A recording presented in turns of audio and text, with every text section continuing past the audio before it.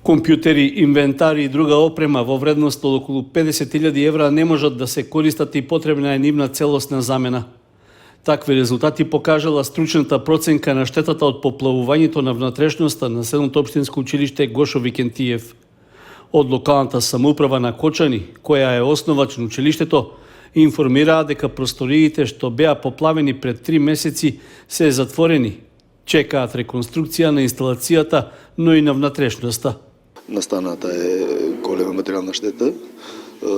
Од страна на училиштето беше ангажиран овластен проценител, при што беше утврдена висината на штетата на некаде околу 3 милиони денари. Од страна на училиштето беше понудена можност за спогодба од страна на изведувачот и училиштето да ја надменат стоечката состојба по пат на меѓусебно разбирање. Најверојатно немаше слух за сето тоа и очекувањата се дека исходот ќе мора да се бара по судски пат.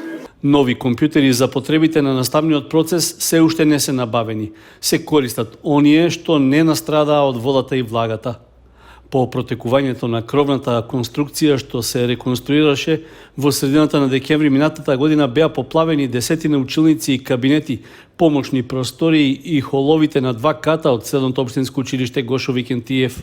Тогаш електричната енергија во објектот беше исклучена и немаше услови за физичко присуство на часовите, поради што наставата се одвиваше онлайн заради безбедност и на учениците и на вработените во училиштето.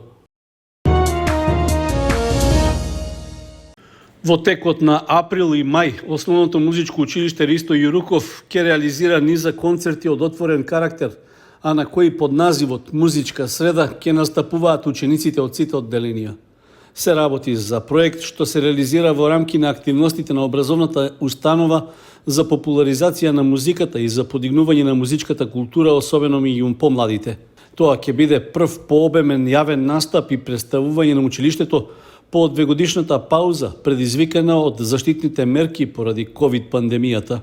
Целта на Основното музичко училиште, односно образованието во ово училиште е јавната и културна дејност, односно презентација на веќе наученото и стекнатите знаења на учениците од нашето училиште.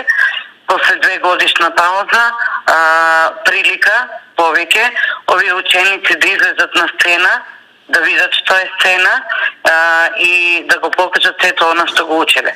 Значи, во следниве 2 месеци, месеците април и мај, почнувајќи веќе од 6 април, секоја среда на сцената на мултикултурниот центар во Кочани. Настапки имаат пред се учениците, а заедно со они секако и нивните наставници, сите ученици кои се во музичкото училиште. Концертите ќе се одржуваат во големата сала на мултикултурниот центар секоја среда со почеток од 19 часот. Според должината на програмата што ќе се изведува, се очекува настапите да траат околу 1 училишен час. Влезот за секој концерт е слободен.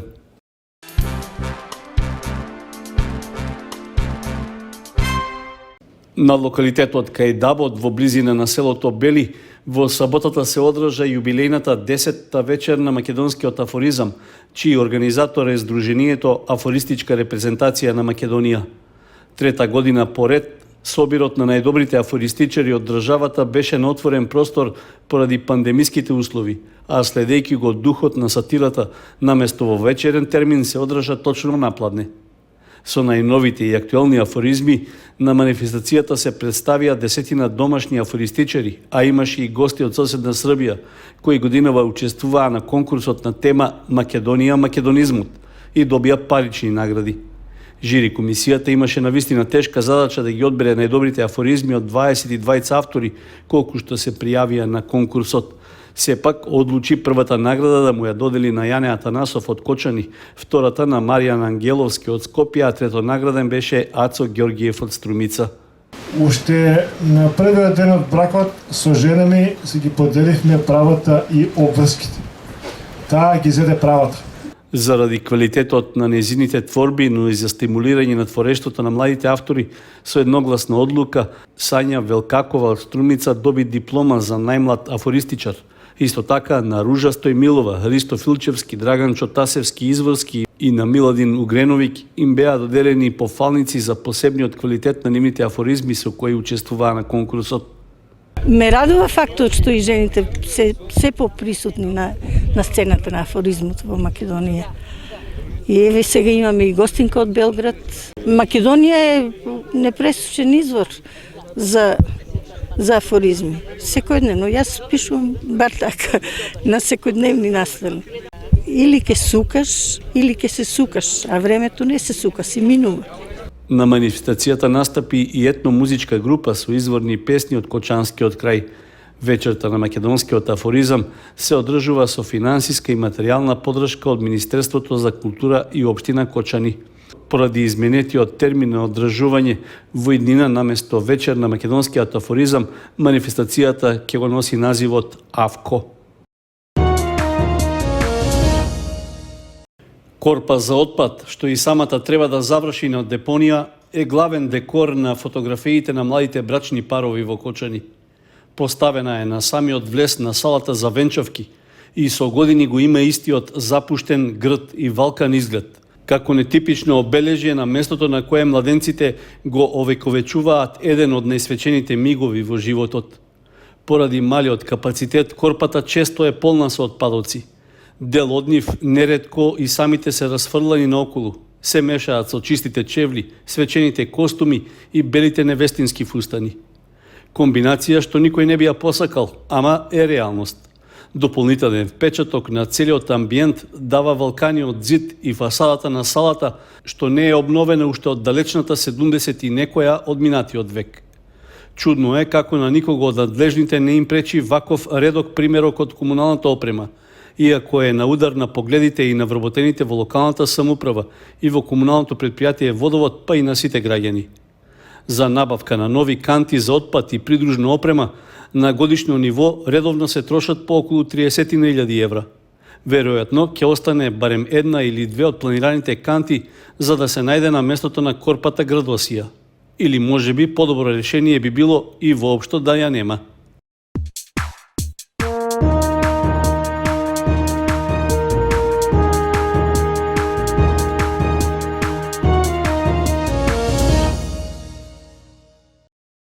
Солиден успех постигнаа членовите на джудо клубот Гладиатор од Кочани на државното првенство за млади пионери и сениори, што викендов се одржа во Струга. Тие освоија вкупно 5 медали, од кои 2 златни и 3 бронзени, со што ја потврдија добрата форма и напредувањето во својата спортска кариера. Први места освоија Андреја Стојанова и Милан Станоев, додека трето пласирани беа Габриел Станоев, Петар Новков и Ефтим Атанасов. Добар настап, но без пласман остварија и Љубица Наунова, Христијан Павлов, Борен Јанев и Дамјан Митев, кои во своите тежински категории се пласираа на 4-то место. Пето пласирани беа Марко Симеонов и Дамјан Крстов. На државното првенство во Струга учествуваа 14 клубови со околу 200 надпреварувачи. Во таква конкуренција джудистите од Кочани прикажаа одлични борби, за што заслужуваат честитки.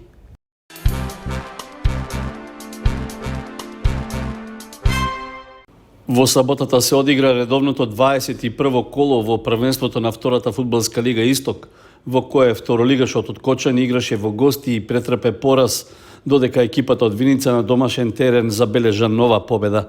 Фудбалерите на Осогово од гостувањето против Каменица Саса се вратија без бодови, откако во последните 10 минути од надпреварот примија 2 гола.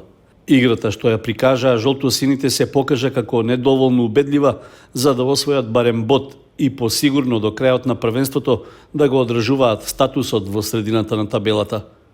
Сличен настап има и домашните играчи, но сепак беа поконкретни во настојувањата да остварат предност, што се случи во 81-та минута, кога Соколовски со удар од 15 на метри ја затресе мрежата на гостите. Погодокот влијаеше негативно врз играчите на Осогово, а обидите на брзина да го изедначат резултатот беа неефикасни. Набрагу стигне и новата казна со голот што во 87-та минута го постигна домашниот играч Мисердовски.